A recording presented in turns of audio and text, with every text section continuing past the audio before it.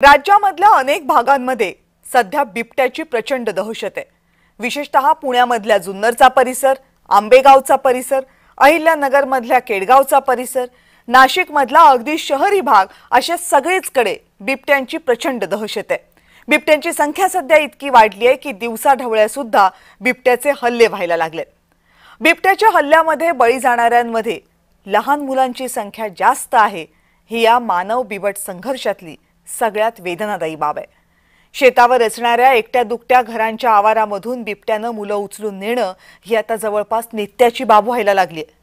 बिबट्यांचे हे वाढते हल्ले पाहता आता बिबट्यांना ठार मारण्याचे आदेश द्या अशी मागणी स्थानिक करतात। महाराष्ट्र सरकारही त्यावर सकारात्मक विचार करते। बिबट्यांना ठार मारणं हा उपाय कुणालाही आवडणारा नाहीये, पटणाराही नाहीये। पण सध्याच्या परिस्थितीमध्ये या समस्येवर त्वरित दुसरा उपाय शोधणं हेही सोपं नाहीये। त्यामुळे बिबट्यांच्या या समस्येवर आता नेमका काय तोडगा काढला जातो याकडे तमाम ग्रामस्थांचं लक्ष आहे। त्या संदर्भातच आज चर्चा करायची आहे।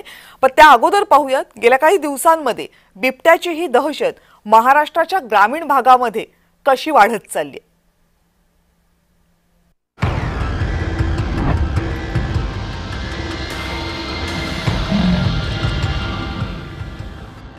घरात बसून राहिलं तर उपाशी मरू आणि घराबाहेर पडलं तर शिकार होऊ, ही दहशत आहे बिबट्याची।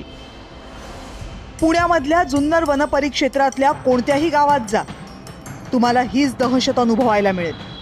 शेतात काम करायला जाणारे बाया पुरुष क्षणभरही एकटे राहायला घाबरतात, कारण एकट्या दुकट्या माणसावर बिबट्या कुठून हल्ला करेल याचा नेमच राहिलेला नाही।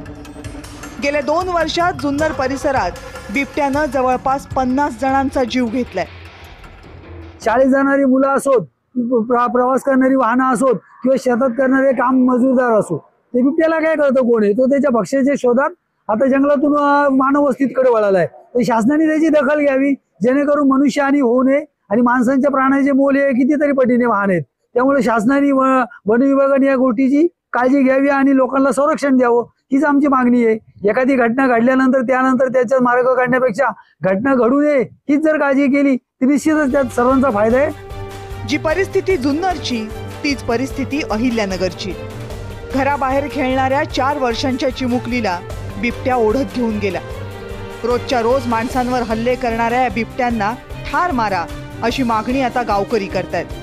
गावकऱ्यांची हीच मागणी आता मंत्रालयापर्यंत पोहोचली आहे आणि गावकऱ्यांच्या सुरक्षेचा विचार करता ती अमान्य करणं कठीण आहे। जुन्नरच्या परिसरामध्ये माणिकडोहला एक बिबट्यांचं केंद्र निर्माण केलेलं आहे। तशा पद्धतीनं 2 सेंटर ही बिबट्यांची सुरू करायची आणि त्याच्यामध्ये जे बिबटे पकडून ते तिकडे न्यायचे, त्याच्यामध्ये ठेवायचे।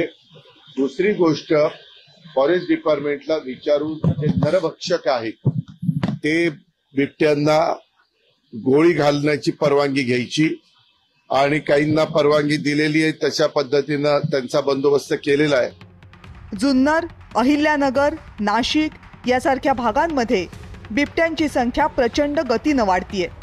2019 मध्ये या परिसरात बिबट्यांची संख्या जेमतेम 200च्या आसपास होती, पण अवघ्या 5च वर्षात बिबट्यांची संख्या जवळपास 10 पटीनं वाढली आहे आणि 2000 पर्यंत पोहोचली आहे। दर 100 चौरस किलोमीटरमध्ये तब्बल 6 ते 7 बिबटे आढळून आलेत।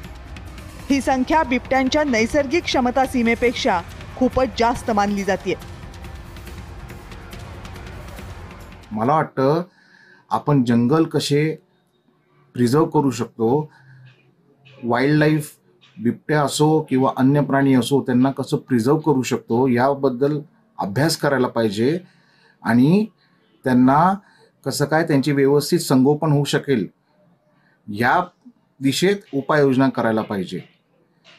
बिबट्यांना मारणं हे अतिशय चुकीचं निर्णय आहे। मला वाटतं फार तर जमत नसेल काही शासनाला तर त्यांनी वंतारामध्ये पाठवून द्यावे हे प्राणी, जिथे त्यांचं व्यवस्थित देखभाल केली जाईल आणि कमीत कमी ते जिवंत तरी राहतील। पश्चिम महाराष्ट्र आणि उत्तर महाराष्ट्रात ऊसाचं क्षेत्र मोठ्या प्रमाणावर वाढलंय। उंच वाढलेल्या ऊसाच्या शेतामध्ये राहणं आणि तिथंच पिल्लांना जन्म देणं हे बिबट्यांना सुरक्षित वाटतं. ग्रामीण भागातली घरं शिवारं ही एकतर शेतात असतात किंवा शेताजवळच असतात. त्यामुळं बिबट्या तिथंच आपलं भक्ष्य शोधतो. ऊसाची छाटणी होते तेव्हा शेतं मोकळी होतात आणि बिबटे जास्त आक्रमक होतात. शेळ्या, कुत्रे, लहान मुलं यांच्यावर हल्ला करणं बिबट्यांना सोपं जातं. त्यामुळंच बिबट्या त्यांनाच पहिलं लक्ष करतात. पण बिबट्या हा प्राणी केंद्राच्या संरक्षित वन्यजीवांच्या प्रथम श्रेणीत येतो. त्यामुळं त्यांना मारण्याचे आदेश देणं सुद्धा सोपी प्रक्रिया नाही आहे. आणि म्हणूनच मानव बिबट संघर्ष इतक्यात कमी होण्याची शक्यता दिसत नाहीये.